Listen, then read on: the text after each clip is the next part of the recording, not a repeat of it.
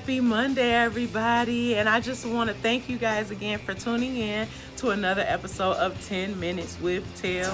If this is your first episode of your seeing of me, I want you to go ahead on IGTV or look on Facebook and make sure you watch the first one, because that's when I introduce myself, just to give you a little bit of background about me. So let's get right into it. Today's episode, I wanted to just kind of focus on the topic, so you want to be a boss. Listen here, it is 2019, and I will say this: social media, woo, it is a blessing, and in some instances it can be a curse, because it has the ability to present some things that may not necessarily be true. We have a lot of people out here who are living behind the camera, they're living behind their computers, and they're putting out certain images to make them look a certain way. And one of the things that I have observed as of lately is that everybody wants to be a boss. And it's like, okay, so what does that really mean? And again, this is just my observation. It just looks like people want to look important, they want to feel important, because most bosses are not necessarily like putting it out there like that. They're too busy working. So let's just talk about this right quick.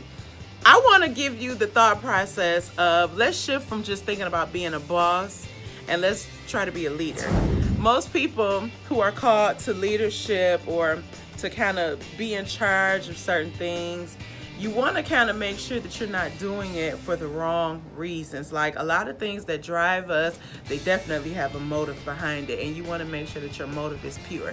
At least that's what I do. So for example, I shared in my first video that I'm a salon owner, and I'm technically a boss because I have to hire people.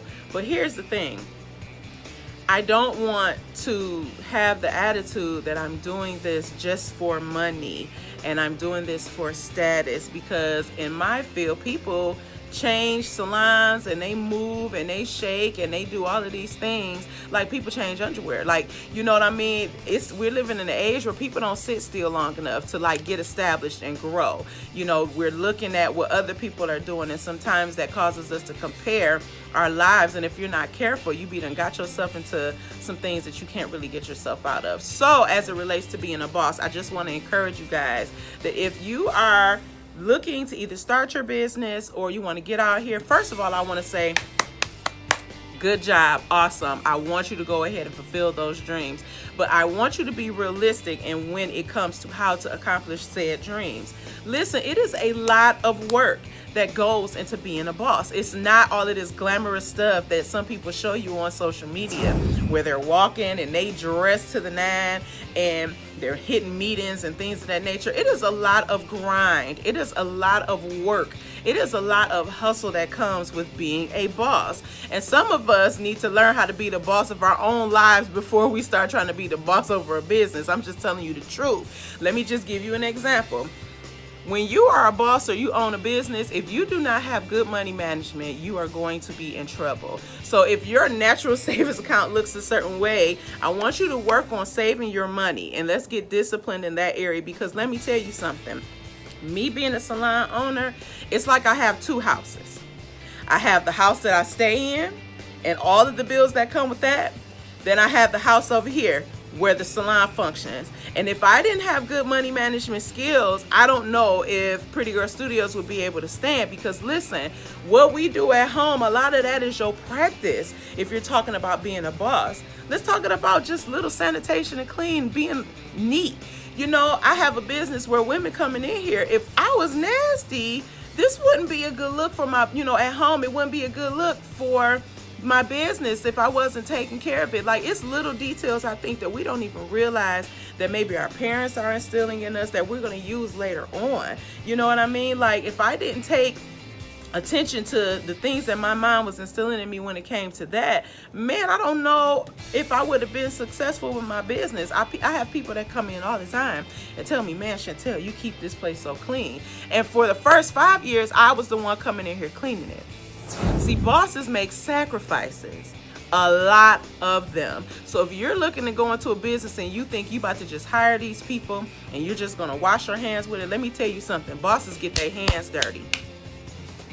It is not all glitz and glamour. It is not all, oh my God, lights, camera, action, and it is beautiful. Like right now, I'm getting ready to do some renovations in the salon, and guess who's doing them?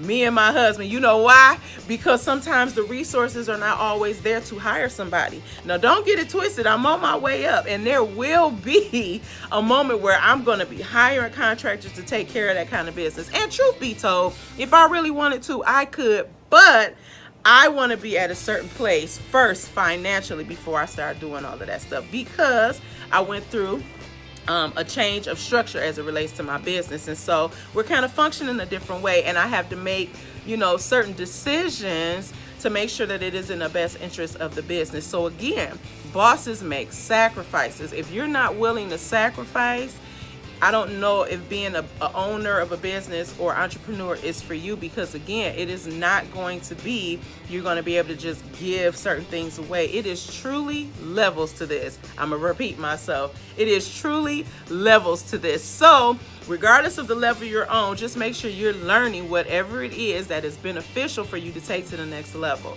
Another thing about being a boss is you have to have a great work ethic. Like, I don't know what people think being a boss is. It's not just being cute. Like, you're literally going to have to put some work in, which means you're going to have to be disciplined in a lot of areas. Like right now, it is Friday morning. It is 6 a.m. It's a little after 6, but I'm up and I'm ready for my next client that's going to be coming in. And I wanted to take this moment to do this video real quick, because I'm going to post it later for you guys to see. And I wanted to let you know, like, listen, this isn't just something that I'm doing just to be doing. Like, I feel like this is going to help me establish discipline in certain areas, okay? So I have to be diligent to put my foot forward to continue to do this stuff. And you're not always going to see a quick response right away. That's another thing about being a boss in this industry these days. People think because you have certain people that have appeared to have blown up overnight, what you guys don't see is the grind that's been going on for years, and then social media just gave them a platform, and then they were able to take it to the next level. What you guys don't see are the strategy, the meetings of strategy that go on behind the scenes, where they may have had a consultant that comes and tells them, like, this is what you need to do, set this plan in order, execute it, and boom. I mean, it is a lot of work. A lot of people that go famous, they're not just doing it where it just happened overnight. They have been working at this thing for years in a lot of cases. So I just want to tell all of the millennials out here, listen, you have to give yourself time for things to take off. Some people can take off quick, but a lot of times it don't. And if you take off quick and you don't have a good work ethic, I'm telling you, it's going to fall apart, because now you're not going to know how to handle everything, okay? And I also want to just share this quote of one of my most favorite motivational speakers that I listen to on a regular, Eric Thomas, E.T., the hip hop preacher. It was one of his topics. He was talking to some students, and he said this. He said, it takes 21 years to be 21, meaning it takes time. When you're 18, you're not 21, you're 18. So no, you can't drink, or no, you can't do some of the things that a 21-year-old can do. You have to be okay with the stage that you're in.